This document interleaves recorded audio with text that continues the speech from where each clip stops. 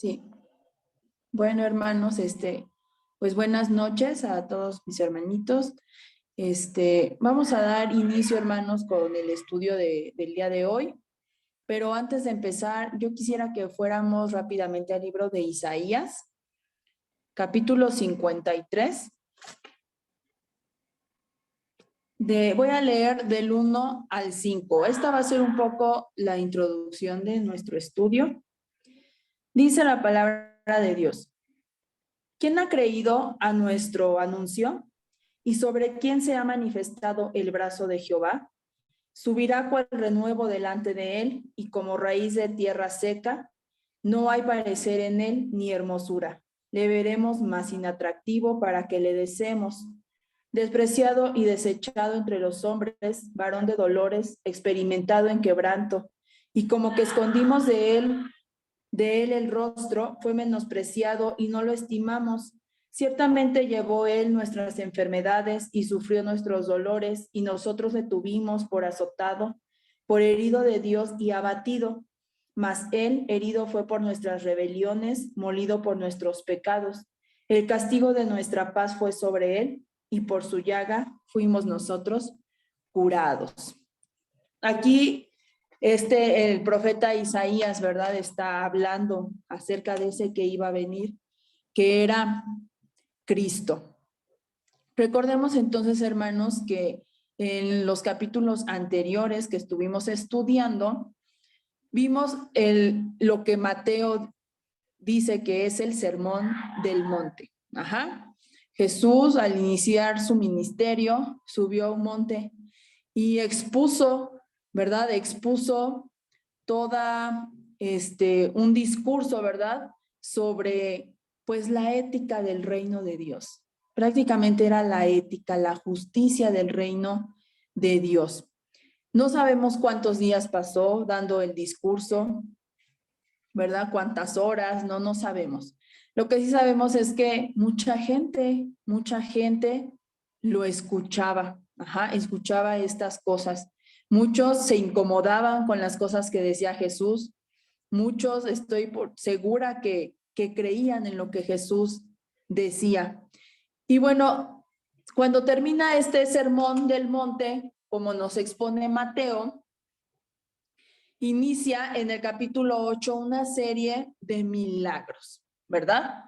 Entonces, ¿cómo podíamos llevar entonces nosotros a la práctica todos esos principios que Jesús expuso cuando estuvo en el Sermón del Monte?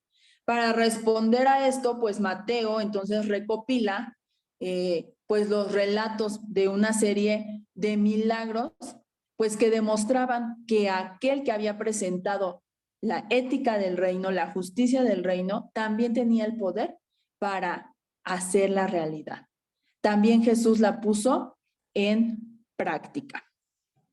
Entonces, Juan 15:5 nos dice que separados de mí, dice Juan 5, separados de mí, nada podéis hacer. Eso lo decía Jesús, decía que él era la vid y nosotros los pámpanos, y que separados de él, ninguna de las cosas que él había enseñado en ese sermón del monte, nosotros íbamos a poder hacerlas nunca, si no es más que con su ayuda, ¿verdad?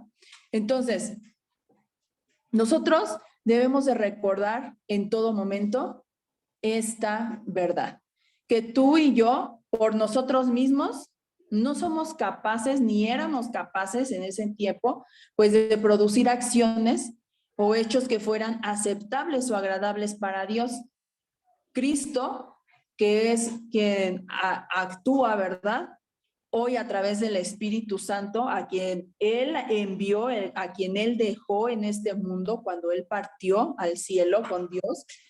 El Espíritu Santo, pues, es el que nos ayuda a lograr lo que antes era imposible para nosotros. Entonces, Mateo en esta secuencia que nos narra, él no intentaba dejarnos, y voy a aclarar esto, una secuencia, una biografía y una secuencia exacta de cómo sucedieron las cosas, ¿verdad? Más bien, él hacía ver que había una tendencia en las cosas que hacía Jesús que nosotros no debíamos perder de vista. Entonces, el rey Jesús fue a un monte, expuso su manifiesto, ¿verdad? La ley del reino, y luego descendió de ese monte y comenzó a hacer milagros. Entonces, vamos a dar inicio, hermanos, con el estudio. En Mateo capítulo 8. Mateo capítulo 8, versículo 1. Dice la palabra de Dios. Jesús sana a un leproso. Dice, cuando descendió Jesús del monte, aquí está diciendo que acaba de descender del monte, le seguía mucha gente. Y aquí vino un leproso y se postró ante él diciendo, Señor, si quieres, puedes limpiarme. Entonces, primero, observemos que había grandes multitudes, ¿verdad?, que se reunían alrededor de Jesús.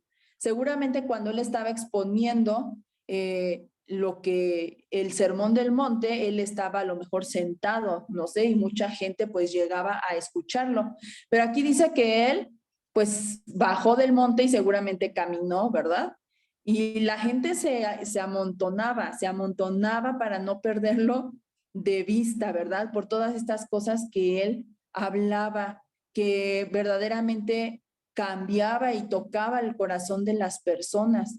No de todos, aclaro, pero sí de muchas personas. Entonces, lo fundamental es observar la gran cantidad de gente que le siguió al terminar su discurso. Ajá. De ahí en adelante, pues Jesús, que acababa de exponer los principios éticos del reino, demostró que también era capaz de actuar con poder entre los seres humanos. ¿Cómo? Pues transformando sus vidas.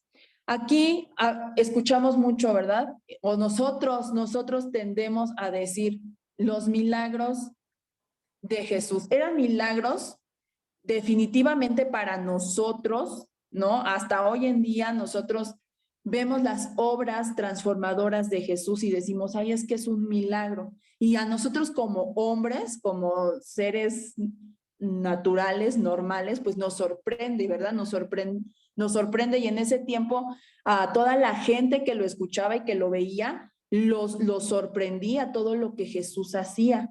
Pero la intención de Jesús no era hacer milagros y que la gente lo reconociera por eso. Jesús estaba cumpliendo la palabra que dice en Isaías que acabamos de leer. Jesús estaba cumpliendo esa parte de la palabra. Él estaba llevando nuestras enfermedades y todas nuestras dolencias. Ajá. Entonces, más que un milagro para que la gente lo admirara y lo viera, Jesús estaba cumpliendo con la palabra, porque tenía que cumplirse la palabra, ¿verdad? Como decía Isaías.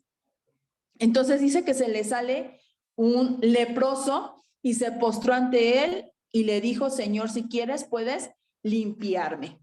Entonces, la lepra, pues era una enfermedad, es una enfermedad, porque aún existe, que si tú eras portador de ella, pues significaba que en automático eras inmundo. Y eso lo estipulaba desde la ley de Moisés. En Levítico hay una ley donde decía cómo había que tratar a las personas que tenían lepra.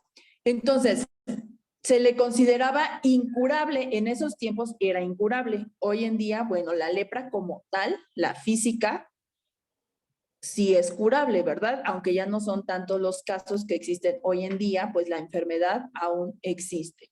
Ajá, entonces, cuando este leproso se acerca a Jesús, no le preguntó, ¿me limpiarás? ¿Me vas a limpiar? ¿No? ¿O puedes limpiarme?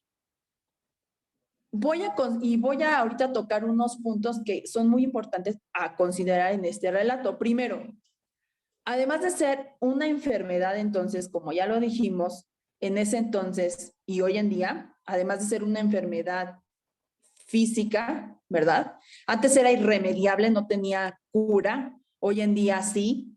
Sin embargo, esta enfermedad y este término de lepra se usa también hoy en día para representar o relacionar, ¿verdad?, con un mal moral que se extiende con rapidez y es difícil de controlar y erradicar.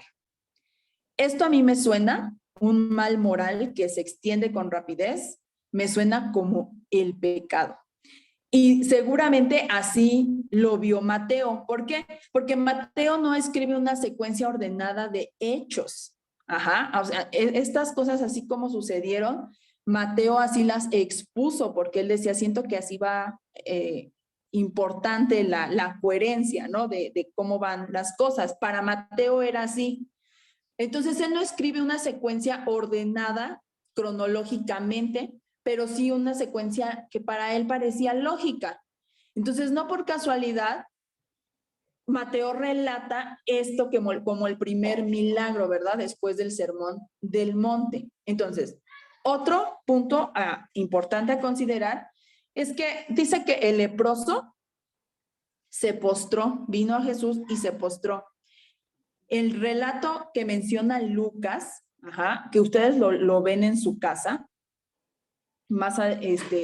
Lucas también narra este suceso de este leproso, y en Lucas dice que se postró con el rostro hacia la tierra, escondiendo su rostro. Entonces, esto podría ser porque un leproso de enfermedad en aquel entonces y una lepra avanzada tenía un aspecto, hermanos, repugnante. No era agradable ver a un leproso. Era una imagen grotesca ver a un leproso con lepra avanzada. Es por eso que cuando se diagnosticaba con lepra a una persona, quedaba de por vida aislada. O sea, a partir de que los sacerdotes lo declararan leproso, esta persona perdía todo. Estoy hablando de los leprosos judíos, ¿no? Se presentaban ante los sacerdotes lo observaban por una cantidad, 14 días, y ellos declaraban que era leproso o no. Cuando ellos decían, es leproso, en ese momento él se convirtió en una persona inmunda. Entonces, cualquiera que lo tocara o se acercara a él, pues también podía ser inmundo. Es por eso que los leprosos perdían todo contacto con su familia, con sus amigos, perdían su trabajo, ¿verdad? Ya no podía tocar a nadie, ni tampoco nadie lo podía tocar. Así hasta llegar su muerte, que era inevitable. ¿Por qué? Porque, bueno, aparte de los síntomas de esta enfermedad, es que cuando se veía comprometido el sistema nervioso, ataca el sistema nervioso esta enfermedad y lo que produce es que las personas dejan de sentir dolor. Entonces, si un leproso se hería, como no sentía, pues se le iban formando heridas graves, a lo mejor que se infectaban y la infección se iba a su sangre. Bueno, la muerte era inminente, le iba a llegar porque le iba a llegar. Entonces se hacían daño, se quemaban, se cortaban, y aunque no sentían las heridas, pues poco a poco los iban matando, ¿verdad? Culminaba con la muerte, y era una muerte en soledad. Así que esta representación de la lepra como un mal moral, como es el pecado, no está de más, porque así es la muerte por el pecado. Morimos y morimos alejados completamente de Dios.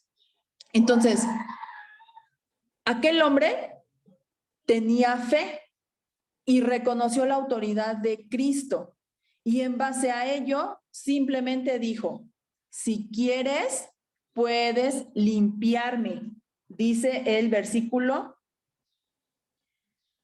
3, dice, Jesús extendió la mano. Versículo 2, y aquí vino un leproso, se postró ante él diciendo, Señor, si quieres, puedes limpiarme. Entonces, lo que nosotros pedimos a Dios muchas veces no coincide con su voluntad, o no estamos dispuestos a nosotros alinear eso que pedimos a la voluntad de Dios. Pero si en efecto fuera la voluntad de Dios lo que nosotros pedimos, ¿verdad? Pues Él nos lo puede conceder. Entonces, aquí este leproso, pues, le dio la prioridad a la voluntad de Dios. Puede que esto suene fácil, tal vez para ti. A mí en lo personal a veces me resulta difícil, ¿verdad? Poner en primer lugar la voluntad de Dios.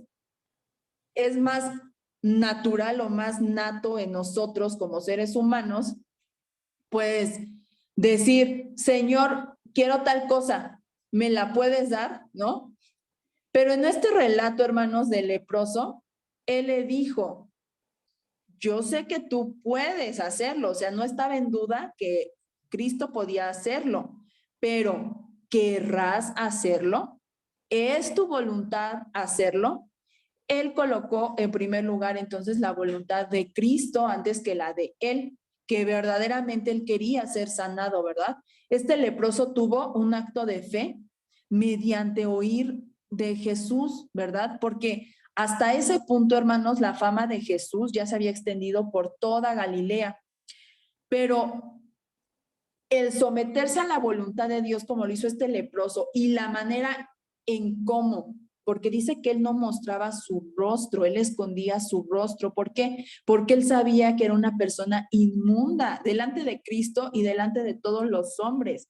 Ningún hombre antes en sus cabales, ni el más piadoso, seguramente lo hubiera tocado, ni por error se le hubiera acercado a este leproso. Él sabía su condición, la reconocía estando ante Jesús. ¿Quién era él como un leproso? ¿Y quién era Jesús, verdad? Delante del que él estaba. Entonces, esa manera en cómo él hizo las cosas, ¿verdad? En cómo él se acercó, ese someterse a su voluntad, habla de una fe genuina y verdadera. O sea, verdaderamente era fe, ¿verdad? Por el oír acerca de Jesús y haber creído en que él era Jesús, porque lo reconocía como Jesús, este leproso. Entonces, cuando tú y yo nos sometemos a la misma voluntad de Dios, claro que ocurren transformaciones como las de este hombre que quedó sin lepra. Dice el versículo 3, Jesús extendió la mano y le tocó diciendo, quiero, sí quiero, sé limpio. Y al instante su lepra desapareció. Entonces, un tercer punto importante a considerar en este relato es que nadie podía tocar a un leproso. Nadie se le, y más que poder, nadie quería, o sea, realmente nadie quería acercarse a un leproso porque sabían que se le pegaba la lepra. Y ante los judíos, pues si tú tocabas a un leproso ya eres inmundo. Ajá. Entonces, Jesús le tocó. Jesús no vaciló, Jesús se acercó, lo tocó. Y en este relato, esta parte, o sea, esta simple frase que dice Jesús lo tocó, nos habla y resume en gran parte las enseñanzas del mismísimo reino que él habló en el Sermón del Monte, ¿verdad? Jesús practicando sus propias enseñanzas, Jesús dándonos el ejemplo de que él no solo era un dictador que vino a darnos reglas y órdenes, Jesús vino a poner en práctica todo lo que él había enseñado. Entonces, como enseñanza, yo me llevo estas palabras, ¿verdad? Porque hoy en día es muy poco probable que yo o cualquier miembro de mi familia le dé lepra. O sea, es una realidad. Existe la lepra, aún existe en algunos países, pero está controlada. Difícilmente a uno nos podría dar lepra. Sin embargo, existe la lepra espiritual y es una lepra que abunda en este mundo y que es el pecado. Y de esa no somos inmunes ni tú, ni yo, ni nadie. Y yo reconozco, es la enseñanza que yo me llevo, que yo necesito cada día someterme a la voluntad de Dios para poder ser transformada. Yo necesito el toque de Jesús todos los días en mi vida, así como este leproso. Y bueno, aquel toque de Jesús fue lo mejor que le pudo pasar a este leproso. No solo le curó su lepra, sino que también pues lo restauró de todo lo que había perdido, le restauró su familia humana y lo involucró en una familia de la fe, ¿verdad? Porque estoy segura que este hombre, con esa fe genuina y verdadera que él mostró, que siguió a Jesús a partir de ese momento. Dice el versículo 4, entonces Jesús le dijo, mira, no se lo digas a nadie, sino ve, muéstrate al sacerdote y presenta la ofrenda que ordenó Moisés para que les sirva de testimonio a ellos. En Levítico 14, 1 al 32, eso la pueden anotar. Es ahí donde se decía el proceso de cómo tratar a un leproso según la ley. Levítico 14, del 1 al 32. Entonces, Jesús le dice, no le digas a nadie. Aquí termina este relato, pero en Lucas también está este relato y en Lucas dice que este leproso no le hizo caso y salió a pregonar lo que Jesús había hecho con su vida. Y dice que mucha gente creyó, ¿verdad? Creyó, pues por ver el testimonio de este leproso que había sido sanado. Después, hermanos, dice un segundo milagro. Jesús sana al siervo de un centurión. Dice la palabra de Dios. Mateo 8, versículo 5. Entrando Jesús en Capernaum, vino a él un centurión rogándole y diciendo, Señor, mi criado está postrado en casa, paralítico, gravemente atormentado. Jesús le dijo, yo iré y le sanaré. Respondió el centurión y dijo, Señor, no soy digno de que entres bajo mi techo, solamente di la palabra y mi criado sanará. Hasta ahí voy, ahorita tomamos la siguiente parte. Bueno, el siervo del centurión, el milagro, así se llama, yo creo que el título, pues porque el milagro de físico fue para el siervo. Sin embargo, aquí el personaje que más enseñanza nos deja es el centurión. ¿Qué era un centurión? Bueno, un centurión era una autoridad romana, era un practicante, un militante, era un militar romano que tenía a su disposición 100 hombres. Eso es un centurión. Entonces, resulta que este centurión seguramente no era judío. Él seguramente no era judío. Uno, podemos decirlo porque practicaba la milicia romana. Otro, porque más adelante dice que él no era digno de que Jesús entrara en su casa. Entonces, seguramente había escuchado anteriormente acerca de Jesús o había escuchado acerca del Dios de Abraham, de Isaac, de Jacob, ¿verdad? Pero pues él no era judío, era de entre los gentiles, seguramente, y estoy nada más especulando, hermanos, esto no lo dice la palabra, el siervo, quizá ese que tanto quería este centurión, alguna vez, pues le había hablado, ¿verdad? Sobre este Dios, a lo mejor el siervo, pues sí conocía, ¿verdad? Sobre Dios y le compartió al centurión. Bueno, notamos aquí tres cosas de esta situación. El siervo de este centurión estaba postrado, aquel que antes pues trabajaba con diligencia ahora estaba postrado en su casa y además estaba paralítico. O sea, es obvio que el individuo, el siervo, pues no podía caminar, ¿verdad? Que estaba tendido sobre un lecho o sobre una cama, no sé, hasta que Jesucristo hizo un milagro. Entonces notamos que estaba atormentado, menciona aquí, el centurión le dice que está postrado en casa, paralítico, gravemente atormentado. Es decir, que sufría desesperadamente. También este atormentado puede traducirse como que sufre terribles dolores. Entonces, terribles dolores lo narra también Lucas, porque en Lucas también está plasmado este relato, de que es del siervo del centurión.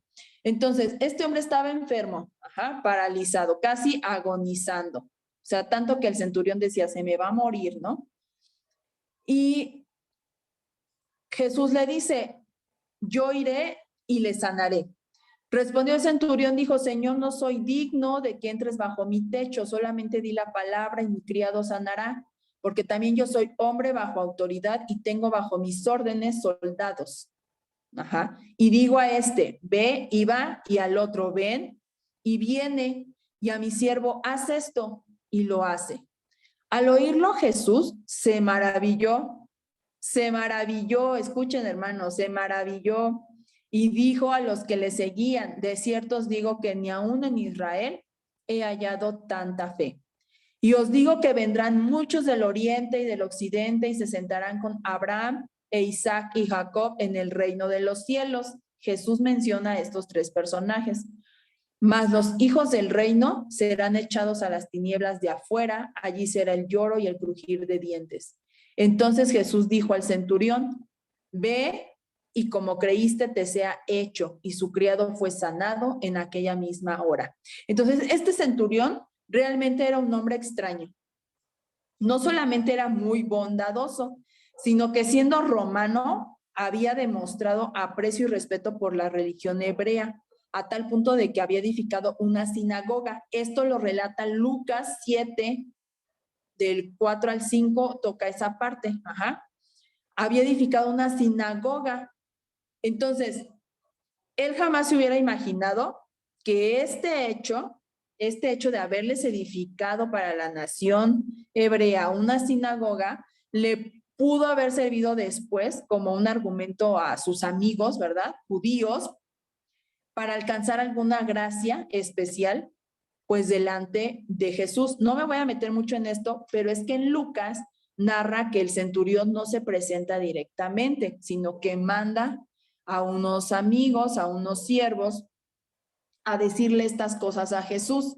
Ajá. Y entonces estos siervos hablan bien del centurión y le dicen, no, sí, Jesús, él es un hombre muy bueno porque hasta nos construyó una sinagoga. Y aquí toca esa parte de la sinagoga. Entonces, observemos que él se considera indigno de que Jesús entrara en su casa. Entonces, esto podría ser dos cosas, ¿verdad? Porque no era judío o porque verdaderamente él se sentía indigno por su condición de pecador. Y no podía presentarse así ante quien él reconocía, porque el centurión reconocía que ese Jesús era el Mesías esperado que él había escuchado por ahí en algún momento hablar a los hebreos. Y el centurión lo reconoce. Entonces, recordemos que los extranjeros, o sea, los que no eran de la nación judía, se daban cuenta de alguna manera de que el pueblo de Israel pues tenía privilegio especial para heredar las bendiciones de Dios. Y Jesús mismo lo dice en Marcos 7, del 25 al 30. Vamos rápidamente. Si alguien lo tiene, lo puede leer, hermanos. Marcos 7.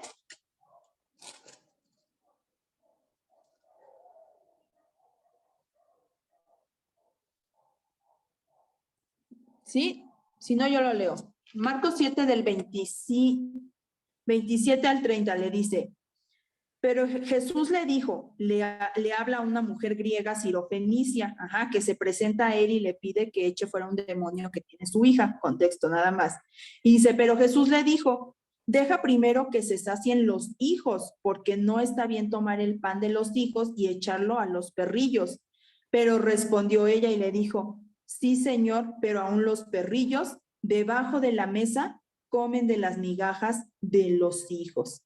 Entonces le dijo Jesús, ¿no? Por estas palabras ve y el demonio ha salido de tu hija. Y cuando llegó a ella a su casa, halló que el demonio había salido y a la hija acostada en la cama. Entonces, muchos extranjeros pues reconocían que el pueblo de Israel tenía privilegios, ¿verdad? Para las bendiciones de Dios. Entonces, Jesús le dice, primero son los hijos, ¿no? Y ya después los perrillos, y como le dice, pero los perrillos también comen de las migajas, ¿no? Y esto Jesús lo toma como un acto de fe. Entonces, decíamos, este centurión era muy extraño, Los centuriones romanos normalmente no amaban el país que habían conquistado y en el cual y sobre el cual ejercían pues su autoridad militar, ¿verdad? Y que era indeseable, cualquier militar romano era indeseable para los judíos. Pero este hombre de alguna manera tuvo conocimiento de la fe de los hijos de Abraham. No sabemos si había leído o escuchado o no sabemos cómo, ¿verdad? Pero suponemos de alguna manera que sí conoció la fe de los israelitas. Seguramente había escuchado que el Dios de Abraham, de Isaac y de Jacob era pues un Dios viviente, un Dios santo y misericordioso. Entonces, observemos que dicen que de él que ama a nuestra nación, sus siervos, el que él envía en el relato de Lucas, los que él envía, le dicen a Jesús, ama a nuestra nación, este centurión. Entonces, quizás su siervo, el que estaba postrado, el enfermo, el paralítico, también le habló de Dios. Bueno, este centurión amaba a Israel y la nación de Israel y por lo tanto los israelitas. Creo que por ninguno de aquellos motivos, pues simplemente porque era el pueblo elegido, pues de Jehová de los ejércitos. Si este centurión entonces todo lo que tenía era un deseo de hacer buenas obras, pues hubiera edificado otra cosa, una escuela, una biblioteca, alguna otra cosa, pero él edificó una sinagoga. En eso se ve que apreciaba esta nación. Entonces Jesús le dice, entonces el centurión le dice a Jesús, solamente di la palabra y mi criado estará sanado, porque yo también soy un hombre puesto bajo autoridad y tengo soldados bajo mi mando. Y digo a este ve y va, al otro ven y viene, y a mi siervo haz y lo hace. Entonces, tenemos que entender bien esto. El centurión estaba reconociendo la dignidad y la grandeza del Señor Jesús, por lo que él había escuchado decir del Mesías o no sé, pero él está convencido de que es realmente el enviado de Dios, dado pues que las señales y los milagros que hacía, pues solo los podía hacer un enviado por Dios. Ya la fama de Jesús en ese momento ya se había extendido por Galilea. Entonces, el centurión no estaba equivocado en cuanto a que él no era digno, porque ninguno de nosotros, hermanos, ningún ser humano es digno de la presencia del Hijo de Dios, en nuestra casa. Supongamos que un rey o un presidente nos llama, ¿no? Y nos dijera que va a venir a nuestra casa. ¡Qué privilegio! ¿No? Diríamos, ¿no? Pues qué padre, ¿no? Pero ¿cómo trataríamos nuestra casa? Pues de tenerla limpísima, ¿no? Al máximo, todo lo que fuera posible. Todas las manchas, hasta la mínima mancha atrás de la puerta, todo lo tendríamos impecable.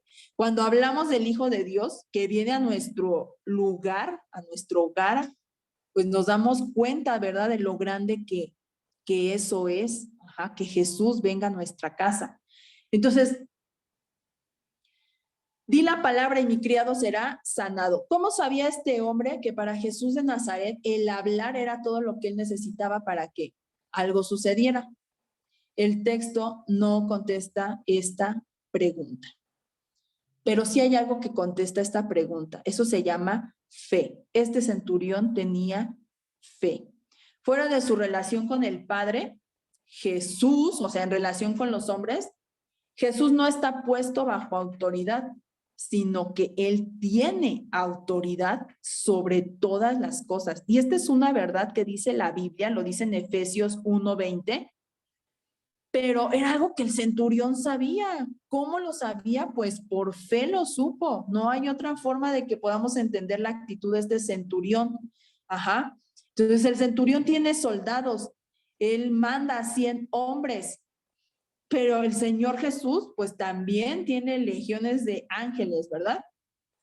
El centurión tiene soldados y siervos que le obedecen, pues porque él es su superior, pero el Señor Jesús tiene siervos que le obedecen simplemente por amor a él, por amor. Dice Juan 14:23, si alguno me ama, mi palabra guardará y mi Padre lo amará.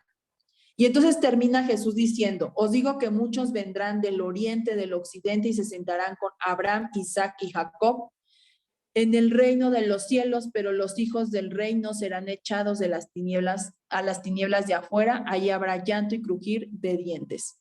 El Señor dice aquí en forma pública que habrá muchos de los gentiles, aquí él estaba anunciando que muchos gentiles, o sea, de la nación no de Israel, o sea, no de la nación de Israel, que se sentarán con Abraham, Isaac y Jacob en el reino de los cielos. Pero notemos que Jesús se maravilló. Jesús se maravilló con la fe de este centurión y destacó esta fe y le dijo a los hombres que estaban ahí presentes, nunca había visto tanta fe aún en Israel. Y al igual que en el milagro anterior, esta fe se destaca, y se produjo primero por el oír. En algún lado él escuchó y creyó. Él escuchó, pues, del Hijo de Dios, de que Jesús era el Mesías, y él lo creyó. Y eso fue fe. Y sin embargo, el milagro fue para su siervo. Dice que su siervo sanó, pero lo que más destaca de este relato no es la sanidad del siervo, sino es que este centurión, a través de su fe, tuvo un encuentro con Jesús. Tuvo un encuentro con Jesús, y seguramente después de este encuentro y a través de esta fe que Jesús se maravilló, pues el centurión lo siguió. Yo estoy segura que lo siguió de ahí en adelante. Entonces, pues hasta aquí, hermanos, yo cedo la palabra ahora a mi hermano Jorge. Gracias.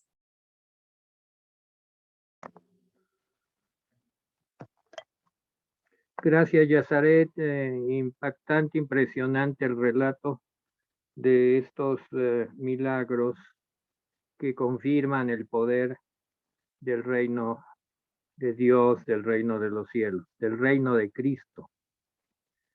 A mí me ha tocado la parte que dice los que querían seguir a Jesús y habla de discipulado. Está en Mateo 8, versículo 18. Y yo he titulado le he dado un subtítulo a la discipulado, precisamente el precio del discipulado, el precio del discipulado. Y tratando y preparando mi porción, sentí poderosamente del Espíritu que leyéramos un ejemplo de un discípulo que hay en la Biblia, un ejemplo en el Antiguo Testamento. Vamos a Primera de Reyes, segundo libro de Reyes, capítulo 2. Está la historia de dos personajes. Eliseo sucede a Elías. Lo voy a leer yo para aprovechar la lectura y enfatizar aquellas partes que hablan de las cosas más importantes del discípulo.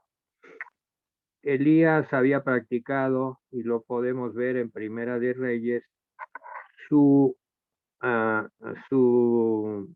ministerio profético innumerables veces. Ya el Señor le había mandado a hacer muchas cosas, y ya es la última parte de su estancia de Elías sobre la tierra. Previamente Eliseo se le unió, no lo estamos leyendo cómo fue que se le unió, pero ya estaban unidos Eliseo con Elías cuando se da este relato del capítulo 2. Me parece muy interesante para entender lo que después viene cuando Jesús está hablando de discipulado según los principios del reino. Esto es lo importante. Voy a leer. Aconteció que cuando quiso Jehová alzar a Elías en un torbellino al cielo, Elías venía con Eliseo de Gilgal. Y dijo Elías a Eliseo: quédate ahora aquí, porque Jehová me ha enviado a Betel. Y Eliseo dijo: vive Jehová y vive tu alma, que no te dejaré. Descendieron pues a Betel. Primera vez que Elías le pide a Eliseo que se separe de él. Y primera vez que Eliseo rehúsa separarse de Elías. Elías no insiste y Eliseo le acompaña. Y saliendo a Eliseo, los hijos de los profetas que estaban en Betel, le dijeron, ¿sabes que Jehová te quitará hoy a tu señor de sobre ti? Y él dijo, sí, yo lo sé, callad. No voy a abundar sobre este tema de los hijos de los profetas, quienes eran, había toda una escuela de profetas, pero Eliseo era alguien muy notable en medio de todos ellos, porque seguía a Elías y Elías lo había aceptado como discípulo y como siervo. Y Elías le volvió a decir segunda vez, Eliseo, quédate aquí ahora porque Jehová me ha enviado a Jericó. Primero lo había enviado a Betel, lo siguió hasta Betel. Ahora le dice que Jehová había enviado a Elías a Jericó. Y le dijo Eliseo, vive Jehová y vive tu alma, que no te dejaré. Segunda vez que no acepta dejar a su señor. Vinieron pues a Jericó juntos. Y se acercaron a Eliseo los hijos de los profetas que estaban en Jericó y le dijeron, ¿sabes que Jehová te quitará hoy a tu señor de sobre ti? Él respondió, sí, yo lo sé, callad. Y Elías le dijo, te ruego que te quedes aquí, porque Jehová me ha enviado al Jordán, tercer lugar, tercer destino. Y él dijo, vive Jehová y vive tu alma, que no te dejaré. El Jordán era el destino final. Vean que Eliseo perseveró. Si Eliseo no hubiera perseverado en seguir a Elías, no hubiera llegado al destino final que el Señor tenía para ellos, que era el Jordán. Y fueron ambos, dice al final del versículo 6. Y vinieron 50 varones de los hijos de los profetas y se pararon a lo lejos, y ellos dos se pararon junto al Jordán. Recreemos en nuestro espíritu esta escena. Elías y Eliseo parados junto al Jordán. Y los hijos de los profetas, vamos a decir, aprendices de profetas, estaban observando la escena. Tomando entonces Elías su manto, lo dobló y golpeó las aguas, las cuales se apartaron a uno y otro lado y pasaron ambos por lo seco. El Jordán no era un río muy pequeño, muy angosto en esa época, no lo es ahora y en esa época menos. Era un gran milagro, vamos a decir, detener las aguas y pasar en seco por el Jordán. Cuando habían pasado, Elías dijo a Eliseo, pide lo que quieras que haga por ti, antes que yo sea quitado de ti. Y dijo Eliseo, te ruego que una doble porción de tu espíritu sea sobre mí. Él le dijo, cosa difícil has pedido. Si me vieres cuando fuere quitado de ti, te será hecho así. Mas si no, no. Y aconteció que yendo ellos y hablando, he aquí un carro de fuego con caballos de fuego apartó a los dos. Y Elías subió al cielo en un torbellino. Viendo Eliseo, clamaba, Padre mío, carro. Tuvo Eliseo una visión. No describe la visión más que lo que dice su boca, pero seguramente la visión fue esplendorosa, grandiosa. Pues clamó Eliseo, Padre mío, carro de Israel y su gente de a caballo. Era toda una comitiva la que se iba junto con su señor Elías al cielo y nunca más le vio. Se quedaron sus vestidos en la tierra, porque eran de la tierra. Elías fue llevado al cielo. Tomó sus vestidos y los rompió en dos partes. Alzó luego el manto de Elías que se le había caído y volvió y se paró a la orilla del Jordán. Y tomando el manto de Elías donde se había caído, golpeó las aguas y dijo, ¿dónde está Jehová, el Dios de Elías? Y así que hubo golpeado del mismo modo las aguas, se apartaron a uno y otro lado y pasó Eliseo. Viéndolo los hijos de los profetas que estaban en Jericó al otro lado, dijeron, el espíritu de Elías reposó sobre Eliseo. Y vinieron a recibirle y se postraron delante de él. Y dijeron, he aquí hay con tus siervos 50 varones fuertes, vayan ahora y busquen a tu señor, quizás lo ha levantado el espíritu de Jehová y lo ha aventado en algún monte o en algún valle. Y él les dijo, no vayas. Estos hijos de los profetas no tenían la visión de Eliseo, desde luego. Veían las cosas muy naturales y andaban buscando a Elías.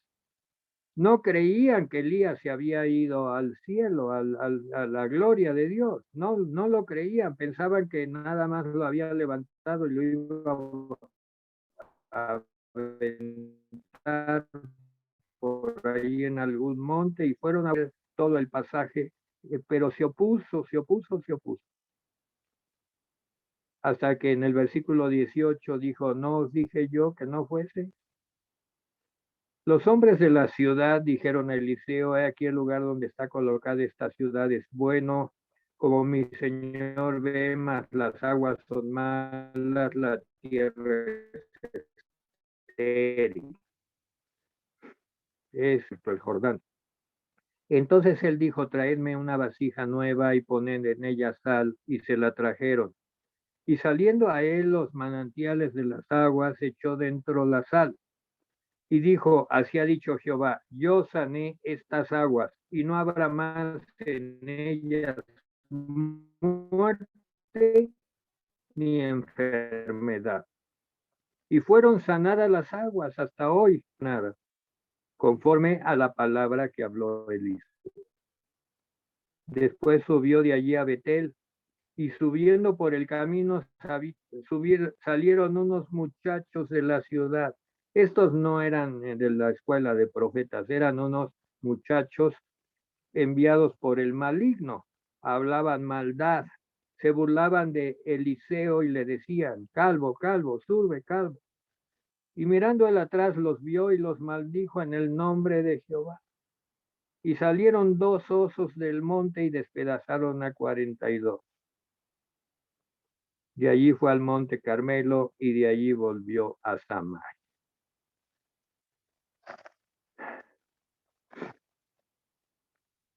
Este discípulo, Eliseo, discípulo de Elías, es una figura en el Antiguo Testamento de lo que significa ser discípulo de Cristo. Cristo, el Señor, caminó por esta tierra, lo hemos estado leyendo, la doctrina del reino, los milagros que él empezó a hacer y que estamos empezando a estudiar, así como los hizo Elías y después Eliseo. Y Eliseo, este último milagro, pues fue destruir a las obras del maligno, porque estos muchachos, y uno dice, pues qué cruel de la parte de Eliseo, pero fue un acto espiritual en el cual él le puso un alto al maligno, porque el maligno siempre quiere estorbar la obra del reino de los cielos, la obra de Dios. Vamos al tema en Mateo. Habiendo sido tocados por el ejemplo de Elías y de Eliseo y de todo este relato tan hermoso, leemos los que querían seguir a Jesús. Mateo 8, versículo 18. Viéndose Jesús rodeado de mucha gente, mandó pasar al otro lado. Y vino un escriba y le dijo, Maestro, te seguiré a donde quiera que vayas. Vean que el ejemplo de Elías, de Eliseo siguiendo a Elías como discípulo, es un ejemplo de perseverancia, de parte de Eliseo. Perseveró. Yo creo que las palabras sobran. A este escriba le sobraron palabras. Los escribas eran famosos y vamos a ver de qué naturaleza eran los escribas. Vamos a Lucas 11, 52 y alguien que lo lea, por favor. Lucas 11, 52 al 54. Lucas 11, 52 al 54. Pues dice, hay de vosotros, intérpretes de la ley, porque habéis quitado la llave de la ciencia, vosotros mismos no entrasteis y a los que entraban se lo impedisteis. Diciéndoles él estas cosas, los escribas y los fariseos comenzaron a estrecharle en gran manera y a provocarle a que hablase de muchas cosas, acechándole y procurando cazar alguna palabra de su boca para acusarle. Bueno, obviamente Jesús, que sabe todas las cosas, vio el corazón de este escriba. Ya vimos a lo que se dedicaban los escribas y fueron reprendidos por el Señor. Más adelante, tenían un corazón que solo se fijaban en las palabras, pues porque su profesión era escribir las palabras, pero no le encontraban mucho sentido a las palabras. No eran personas llenas de sabiduría. Solo escribían las palabras. No había imprentas, no había computadoras, no había impresoras y había escribas. Los escribas eran los que escribían los papiros donde se escribían los capítulos de la Torá. Y eso era lo que hacían. Claro que eran personas dignas que eran reconocidas en el templo. Y uno de estos quería seguir a Jesús y le dijo, te seguiré a donde quiera que vayas. Demasiadas palabras, no sabía lo que estaba diciendo. ¿Y cuántas veces nos sobran palabras y decimos, sí, yo te seguiré, como dijo Pedro, ¿verdad? Y el maestro le dijo, pues me negarás 3 veces. No pasará ni unas horas que ya me estarás negando 3 veces. No, aquí la enseñanza es que no hablemos tanto, dispongámonos a seguirlo y ya. Jesús no lo aceptó como discípulo y le dio una explicación. Las zorras tienen guaridas y las aves del cielo nidos, mas el Hijo del Hombre no tiene dónde recostar su cabeza. Y vean la falsedad del escriba. Ante esta explicación, el escriba desapareció. Ya no insistió. ¿Qué diferencia con Eliseo cuando sigue Elías? Elías le dice, vete, Eliseo, yo ya voy para otro lado. Y Eliseo no se va. Eliseo sigue a Elías. 3 veces le dijo, vete. Y 3 veces Eliseo siguió a Elías hasta que llegaron al Jordán. Y allí vio la partida de Elías a la gloria en un carro de fuego. Este escriba a la primera, pues se cortó, ¿verdad? Se separó, ya no se sabe de él. Aquí hay otro ejemplo en el versículo 20. Jesús le dijo en el 21, otro de los discípulos, le dijo, pero aquí en este segundo caso me parece más ilustrativo como lo relata Lucas. Vamos a Lucas 9:57. Lucas 9:57, el segundo caso de discípulo. Lucas 9:57. Si ya lo tienes, por favor, léelo.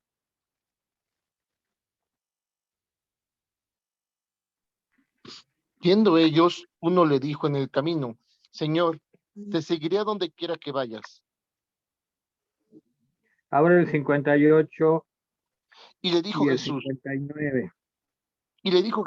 las zorras tienen guaridas y las aves de los cielos nidos, mas el Hijo del Hombre no tiene dónde recostar la cabeza. Y dijo a otro, 59 dice, amén. Adelante.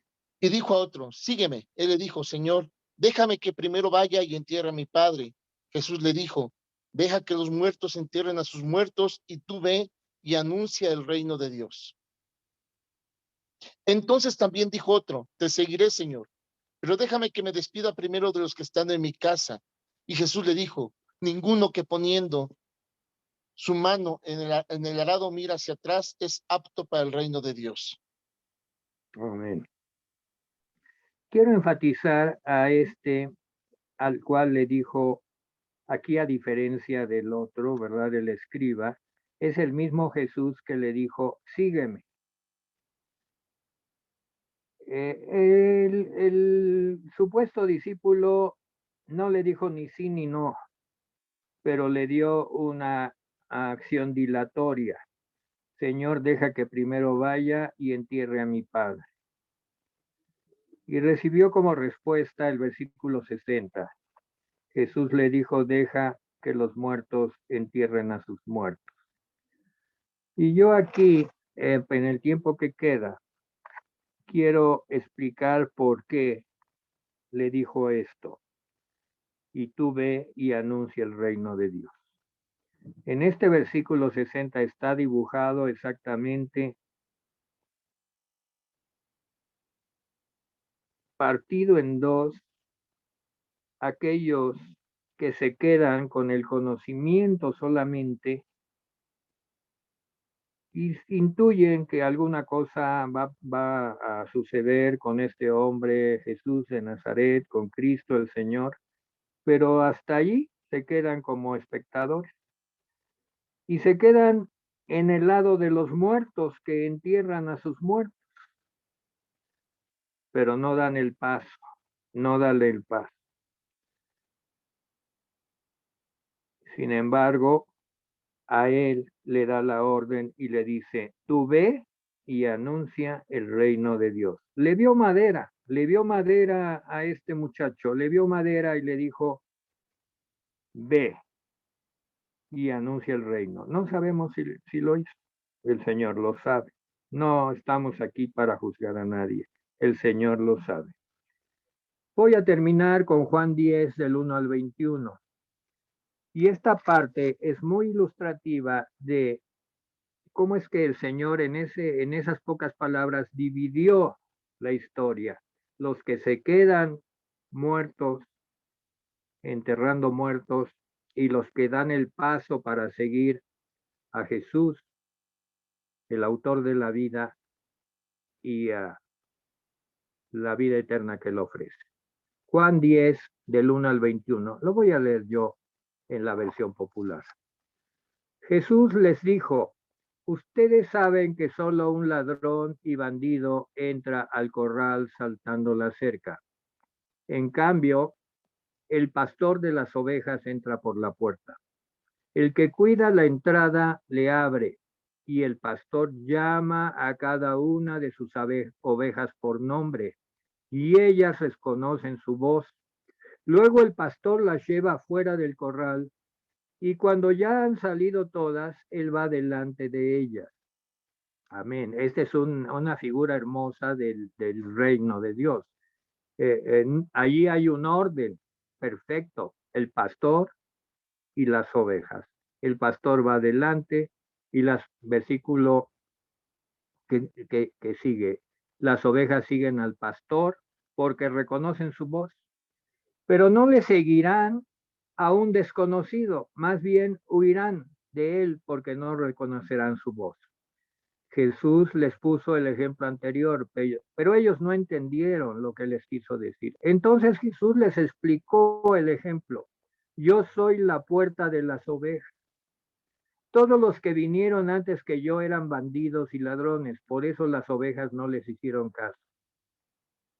Yo soy la puerta del reino de Dios. Cualquiera que entre por esta puerta se salvará. Podrá salir y entrar y siempre encontrará alimento. Cuando el ladrón llega, se dedica a robar, a matar y destruir. Yo he venido para que todos ustedes tengan vida. Amén. Jesús y la vida que nos ofrece. Y para que la vivan plenamente. Vean que la oferta de Jesús es la vida. Y la oferta para el que se queda, pues es el muerto que entierra a sus muertos. No hay vida allí, pura muerte. Yo soy el buen pastor. El buen pastor está dispuesto a morir por sus ovejas. El que recibe un salario por cuidar a las ovejas huye cuando ve que se acerca el lobo.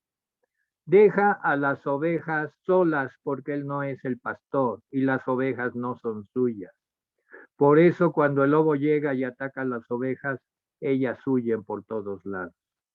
Y es que a ese no le interesan las ovejas, solo busca el dinero, por eso huye. Así como Dios mi Padre me conoce, yo lo conozco a Él. Y de igual manera yo conozco a mis seguidores, dijo Jesús, y ellos me conocen a mí. Yo soy el buen pastor y ellos son mis ovejas. Así como el buen pastor está dispuesto a morir para salvar a sus ovejas, también yo estoy dispuesto a morir para salvar a mis seguidores. También tengo otros seguidores que ustedes no conocen.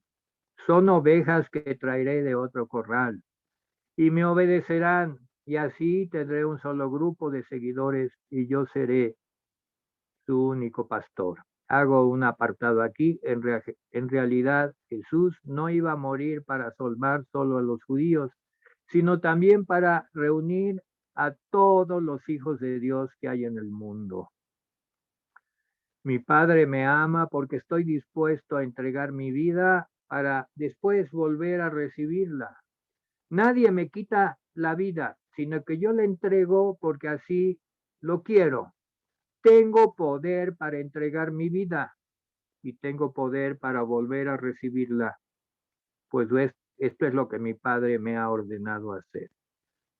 Cuando aquellos judíos oyeron esto, se pusieron a discutir, pues unos pensaban una cosa y otros otra.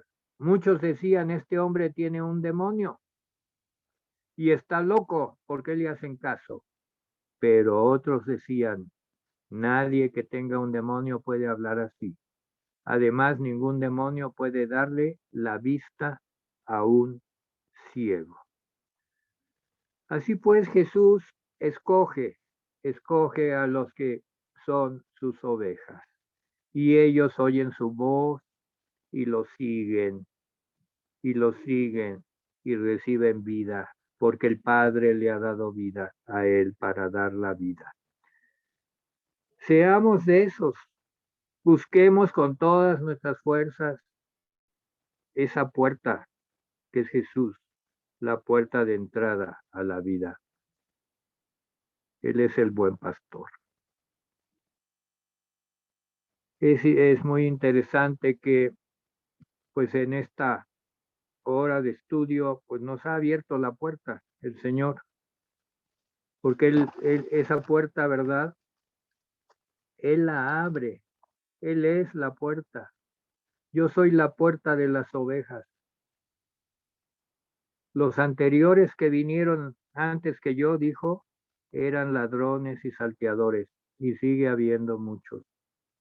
Pero yo soy la puerta del reino de Dios. Lo dijo en Juan 10:9. Cualquiera que entre por esta puerta se salvará. Podrá salir y entrar y siempre encontrará alimento. Démosle gracias a Dios por estas revelaciones tan hermosas sobre el reino de Dios que nos hace Jesús, la puerta de las ovejas. Señor, gracias por esta noche de revelaciones hermosas que alimentan nuestra alma, nuestro espíritu, nuestra vida entera, que nos dan certeza, que nos dan seguridad de que tú nunca nos dejarás, porque otros que se han dedicado a robar, matar y destruir, pues solo han dispersado al rebaño. pero tú lo has reunido al rebaño. Es tuyo el rebaño y tú lo vas a cuidar porque tú has dado tu vida por el rebaño que tú conoces y ellos te conocen. Y tu Padre te ama porque fuiste y estuviste dispuesto a entregar tu vida para después recibirla. Y tu Padre es el Señor de la vida. Aquí está la división. Los muertos que entierran a sus muertos y la vida con el Padre que es el autor de la vida y el Hijo que vino a darnos vida eterna. Tomemos la mejor decisión. En el nombre de Jesús. Amén. Terminamos con esta sesión de discipulado. Muchas gracias. Gracias, Yazaret. Estamos felices, estamos contentos. Bendiciones, hermanos. Bendiciones, hasta pronto, bendiciones. Muchas Dios les guarde. gracias, pastor. Gracias. Ya está. Bendiciones. Bendiciones, hermanos.